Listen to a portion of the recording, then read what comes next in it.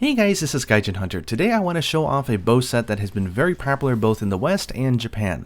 I have zero ownership over this idea, it's just one of those concept builds that naturally came out as hunters around the world started to figure it out. This is the CritDraw Dragon Pierce set, and basically it uses critical draw with the Dragon Piercer shot to do an insane amount of damage in a single calculated shot. The basics of the set are fairly simple, so there is some room for some customization and making your own take on it. For this set, you'll need 1, the Diablos bow. This thing has crazy high attack and the ability to use power coatings. You'll be pairing that up with critical draw 100%. What this does is critical draw will add 100% affinity to your draw attack. So with the Diablos bow being minus 30, that makes it a 70% critical rate. You also need anything that gets you that extra 30% bonus, whether that's weakness exploit, critical eye, attack level up, high level skills, augmentation, whatever you want to do. Then finally, you're going to want special ammo boost so you can get 20% more additional damage on your Dragon Piercer, and piercing shots, which is a single level skill which will increase the power of the piercer yet again. If you have the decorations or the ability to do it, the non-elemental boost decoration will give it an additional 10% power on your raw. Quick sheath is great because you're going to be putting away your weapon a lot. Earplugs is great so you're not being stopped in the middle of a shot, and basically anything that boosts your attack. Okay, let's check out the build that I like. Now there are different versions of this depending on what decorations you have or personal preference, it may be slightly different. So of course the Diablos bow to start, that's the prerequisite. The Dragon King Eye Patch Alpha, this gives level 2 of weakness exploit, which is exactly 30%, which is that gap we needed to fill if I start out by hitting a weak spot on a monster. For the chest we have Teostra Beta, this gives the special ammo boost level 2, which will increase our Dragon Piercer by 20%. And the way that I get the critical draw is with the Basil Arms Beta and the Basil Legs Alpha. This will give you critical draw level 3, which is what you need to get that 100%. And for waist, I use the Azure Rathalos Soul Coil Alpha. This gives the piercing shots, which will increase the power of the Dragon Piercer yet again. And for decorations, I am using 2 attack ones in the bow over here. They are level 1 slots. I was very lucky and I got a critical boost, so I did put this on the Alpha Eye Patch. Got a Sheath Jewel. I could have just put attack, but I do prefer even the slightly sped up sheathing animation I find is very useful. Another attack gem in here. The Elementalist Power. This is a non-elemental boost which will increase my attack power by 10%, which is great, and another attack. Again, depending on how many different decorations you have, you may not have that many attack gels. You may have crit boost or you may not, so this is really up to you as you play. It's not a prerequisite though, this is just about maxing it out. Okay, let's cover the basics of the weapon. So a critical draw, again, will give you 100% plus affinity on your draw attack. That's not 100%, that is plus 100%.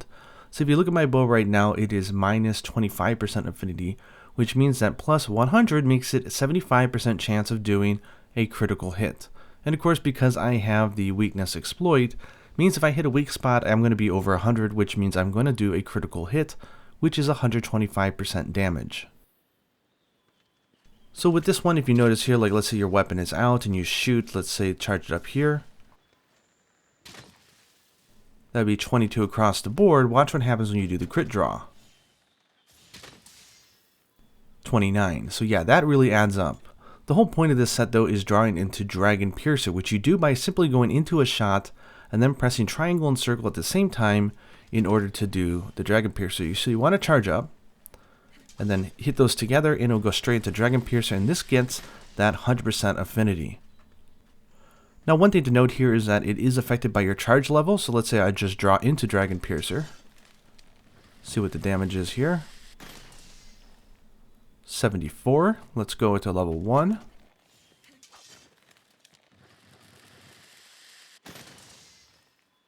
$78, and let's go to level 2.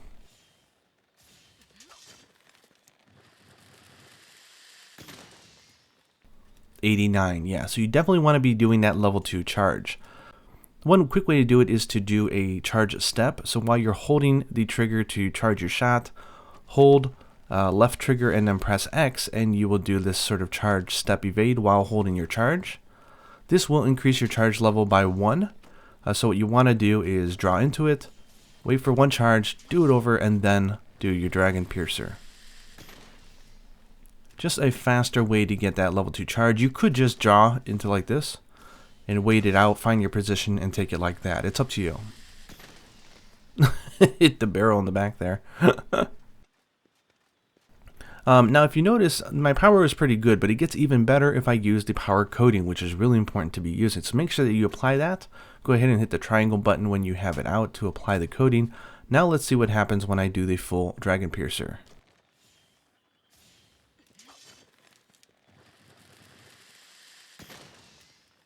$119, yeah, that is a huge jump. So remember, use those power coatings. I don't think you'll need to bring any ingredients to make additional ones. I think any monster in the game will be dead before you finish using all those. Let's try this again.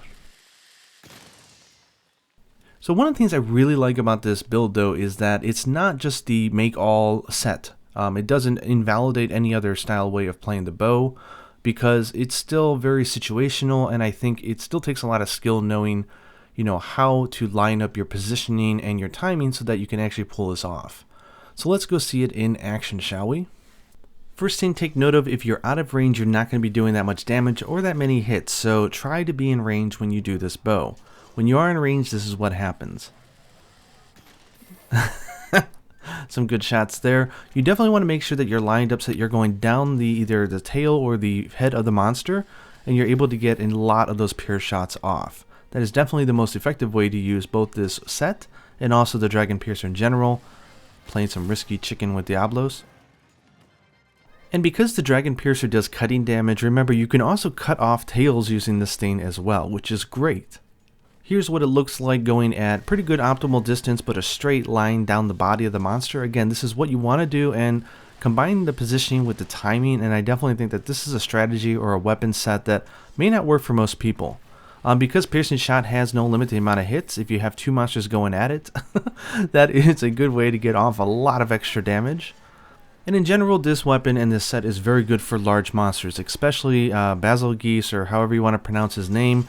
He is just totally susceptible to this, as well as Xeno'jiiva.